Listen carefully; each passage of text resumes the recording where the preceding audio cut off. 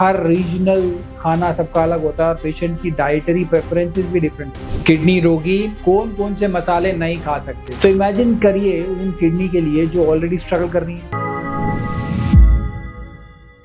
Kidney रोगी कौन कौन से मसाले नहीं खा सकते? क्या आपने कभी सोचा है कि आपकी किचन में रखा हुआ गरम मसाला आपकी किडनी के लिए जहर बन सकता है? नमस्कार, मैं डॉक्टर पुनीत दवनकर्मा आयुर्वेदा से, और आज हम एक ऐसे टॉपिक पर बात करने वाले हैं जो अक्सर इग्नोर करते हैं, किडनी पेशेंट्स और मसाले। बहुत सारे लोग किडनी डिजीज के बाद शुगर और सॉल्ट पर तो ध्यान देते हैं, लेकिन वो चीज साइलेंटली डैमेज कर रही होती है उनकी हेल्थ। वो है हमारे रोजाना खाने में यूज होने वाले मसाले। अब देखिए, जब किडनी वीक हो जाती है या किसी क्रोनिक डिजीज का हिस्सा बन जाती है तो उसका काम यानी बॉडी से टॉक्सिन्स, एक्सेस फ्लूइड और वेस्ट निकालना स्लो हो जाता है। लोग अक्सर सोचते हैं कि मसाले तो टेस्ट के लिए डालते हैं, इससे क्या ही प्रॉब्लम होगी। प्रॉब्लम ये है कि काफी मसाले डायरेक्टली या इनडायरेक्टली किडनी को इरिटेट करते हैं, सोडियम लोड को बढ़ाते हैं, पोटेशियम फास्फोरस का इम्बैलेंस क्रिएट करते हैं, या फिर ब्लड प्रेशर की स्पाइक कर देते हैं, जो ऑलरेडी एक किडनी पेशेंट के लिए बहुत डेंजरस सिचुएशन है। सबसे पहले बात करते हैं नमक के आसपास वाले मसाले, जैसे चाट मसाले,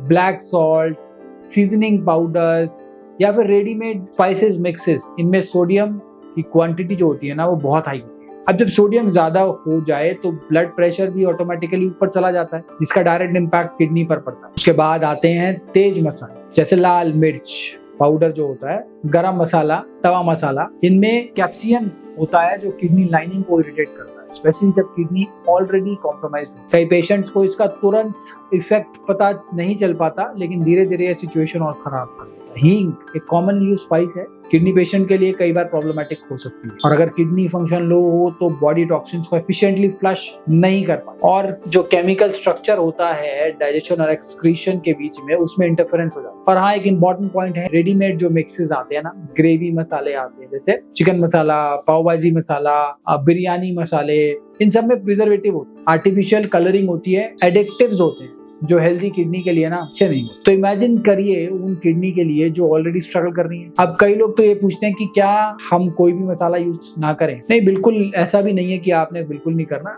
मसाले कंप्लीटली बैन करने की जरूरत नहीं है, लेकिन कंट्रोल और सही चॉइसेस करना जरूरी। हल्दी, जीरा, धनिया पाउडर, ये कुछ ऐसे मसाले जो लिमिटेड क्वांटिटी में यूज किए जा सकते हैं, वो भी तब जब पेशेंट का पोटेशियम और फास्फोरस लेवल कंट्रोल।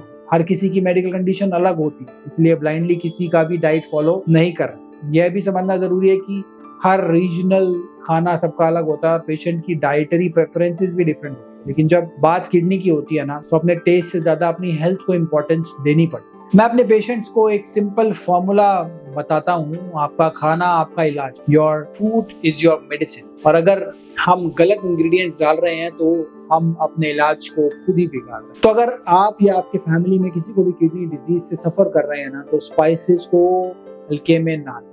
हर छोटी चीज का असर होता है, और मसाले, चाहे वो चटनी हो या फिर वो करी हो, वो साइलेंटली असर करते हैं। वीडियो को एंड करने से पहले एक बात ध्यान में रखें कि अपने डॉक्टर से एक बार जरूर कंसल्ट करें, स्पेशली जब आप घर के खाने में चेंजेस ला रहे हो, क्योंकि हर पेशेंट का प्लान पर्सनलाइज होना जरूरी है, क्योंकि रोज का एक छोटा कदम आपको लंबी उम्र तक ले जाता है। हर घर गिलोय हमारा अभियान है, उससे जरूर जुड़िए और अपने घर में गिलोय का एक पौधा जरूर करें। नमस्कार।